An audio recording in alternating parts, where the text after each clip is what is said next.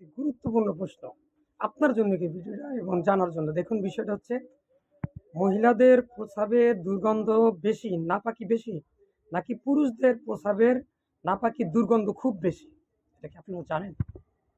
আসুন, আল্লাহ রসুল সাল্লাল্লাহু আলাইহি সাল্লামের কাছে একটি শিশু বাচ্চা নিয়ে আসছিল। সেটা হচ্ছে ছেলে বাচ্চা। সে কি করলো, তার কোলে নেওয়ার পর বাচ্চারা প্রস্রাব করে দিলেন। রাসূল সাল্লাল্লাহু আলাইহি ওয়াসাল্লাম বলেন যে পানি নিয়ে আসো। তিনি উঠে পানি ছিটিয়ে দিলেন, শুধু ছিটিয়ে দিলেন, জাস্ট ক্লিয়ার। অন্য একদিন একজন ব্যক্তি, তাও রাসূল সাল্লাল্লাহু আলাইহি ওয়াসাল্লামের কাছে একটি মেয়ে বাচ্চা নিয়ে আসছিল, শিশু মেয়ে বাচ্চা। বাচ্চাটি রাসূল সাল্লাল্লাহু আলাইহি ওয়াসাল্লামের গায়ে প্রস্রাব করে দিলেন। রাসূল সাল্লাল্লাহু আলাইহি ওয়াসাল্লাম পানি নিয়ে ওটাকে ধুলেন। দেখুন, রাসূল সাল্লাল্লাহু আলাইহি ওয়াসাল্লাম, আলহামদুলিল্লাহ, ইসলাম শান্তির ধর্ম, সত্য ধর্ম, যার প্রত্যেকটা কথায় কাজে প্রমাণ পাওয়া যায় বাস্তব। দেখেন, আজকের সমাজে যেখানে নারীরা প্রস্রাব করে সেখানে দেখবে প্রচণ্ড দুর্গন্ধ। আর নারীরা সবচেয়ে বেশি নাপাকি হয় এজন্যই। আর নারীদের ব্যাপারটা হচ্ছে তাদের তিনটা স্থান এক জায়গায় হয়, এজন্য রোগ আক্রমণ তাদেরকে বেশি করে, বৈজ্ঞানিকভাবে প্রমাণিত হয়েছে। কিন্তু পুরুষরা ততটা বৈজ্ঞানিকভাবে প্রমাণিত হয় নাই যে গোপনাঙ্গের রোগগুলায় সবচেয়ে বেশি নারীকে হয়, আর পুরুষের খুবই কম হয়। আলহামদুলিল্লাহ, তাহলে আমরা আজকে জানলাম যে নারীদের প্রস্রাবের নাপাকি বেশি এবং দুর্গন্ধ বেশি পুরুষের চাইতে তুলনায়। আমরা ইসলামের মাধ্যমে জানতে পারলাম। কিন্তু ইসলাম এটা নিয়ে নারীরা কখনো কষ্ট নেবেন না। কারণ কি, আল্লাহ পাক নারীদেরকে সবসময় দুর্বল করেই তৈরি করেছেন। আর ইসলাম আপনাকে ইজ্জত নষ্ট করেন নাই, অথবা আপনাদের দুর্নাম করে নাই, বদনাম করে নাই, বরং ইসলাম প্রত্যেকটা জায়গায় নারীদেরকে সম্মান দিয়েছেন।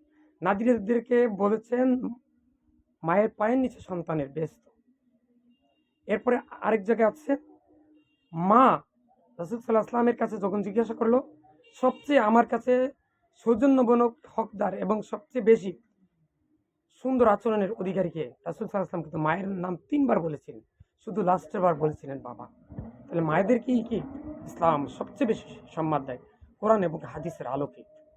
এবং সম্পত্তি থেকে মেয়েরা বাবার কাছ থেকে পায়, স্বামীর কাছ থেকে পায়, ওয়ারিশ সূত্রে পায়, এবং দেনমোহর পায়, অনেক কিছু পাইতেছে। আসুন, আজ থেকে আমরা কোরআন এবং সেই হাদিসের আলোকে পুরো জিন্দেগিটা অতিবাহিত করবো। 5 ওয়াক্ত নামাজ পড়বো, হাতে কাজ মুখে লা ইলাহা ইল্লাল্লাহ পড়বো। ইয়া আল্লাহ, আমি সব পৃথিবীর সকল মুসলিম উম্মাহকে তুমি শিরক, বেদাত, কুফরি ও গীবত মুক্ত রেখে মৃত্যুর সময় যেন আমরা মুখে লা ইলাহা ইল্লাল্লাহ পড়ে যেন মৃত্যুবরণ করতে পারি, সেই তৌফিক দান করুন, আমিন। ইয়া আল্লাহ, আমার কোনো কথা যদি কোরআন এবং সেই হাদিসের আলোকে বাইরে হয় তাহলে আমাকে ক্ষমা করে দিবেন।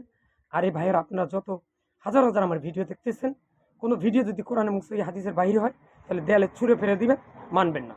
আর যদি কোরআন এবং সেই হাদিসের আলোক হয় তাহলে প্রচার করতে থাকেন, নেকির ভাগীদার হয়ে যাবেন ইনশাআল্লাহ। ইয়া আল্লাহ, সর্বাবস্থায় আমাদের ইমানের হেফাজত করি আল্লাহ, বিশেষ করে মৃত্যুর সময় যেন ইমান নিয়ে কবরে যেতে পারি, বেহেশতি হয়ে কবরে যেতে পারি। শয়তান যেন মৃত্যুর সময় কুমন্ত্রণ দিয়ে বেঈমান করতে না পারে। মৃত্যুর সময় যেন শিরক, বেদাত, কুফরি, গীবত ও কবিরা গুনাহ মুক্ত থাকে আমাদের সবাইকে।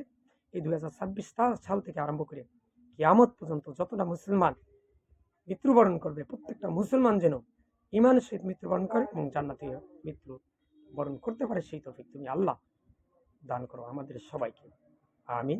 আসসালামু আলাইকুম।